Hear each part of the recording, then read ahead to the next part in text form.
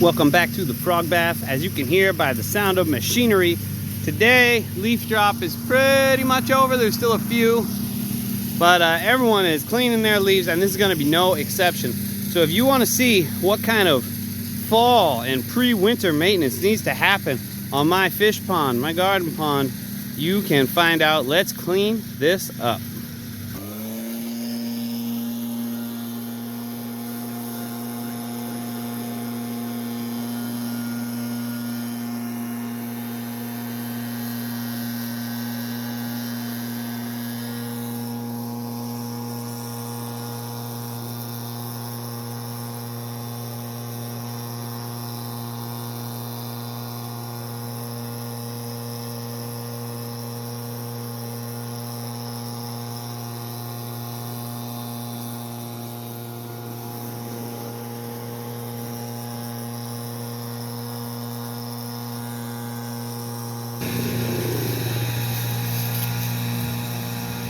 That's it.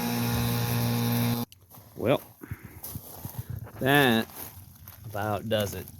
You can see the water getting forced up here. Now there's no more pools of water since it's all raked out here.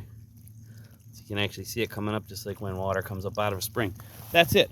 That's all of the winterization that I will do to this pond. Blow it out for 2 to 5 minutes with a leaf blower, and it will now run all winter. Right here we'll keep a little hole open. I don't use an aerator or anything like that.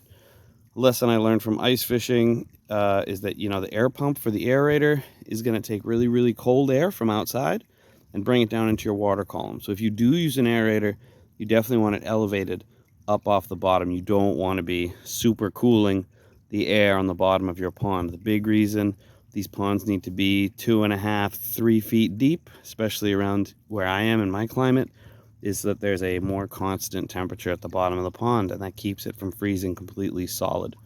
As far as other chores, do we put chemicals in? No. Do we put food in for the end of the season? No. These fish have pretty much already stopped eating at this point. As we've discussed previously, we generally don't feed these fish at all. We keep things on the bottom of the pond like these leaves. Another question around winterization: do we take leaves up off the bottom of the pond? Not really. We want those there because now, as you see, these fish are super exposed to predators and such. So the leaves gives them a place to hide. Our frogs, it's too cold for them. They're already buried down in those leaves. When we've had turtles, they go bury down in there. Might be making a video about a turtle joining this pond for winter, but that's another topic for another day. You want to keep some habitat down there. Do the decaying leaves, you know, cause gases to be released into the pond? They absolutely do. So the amount of leaves you have on the bottom of your pond needs to be in balance with the overall water volume of your pond, including your bog. And you still do need an air hole open, which that moving water will accomplish for us so gases can exchange. But if you have that in balance, you know, you have a way for there to be a healthy ecosystem in here with everybody hibernating down there, including, you know, insect larvae that feed my fish once spring comes and they start hatching out.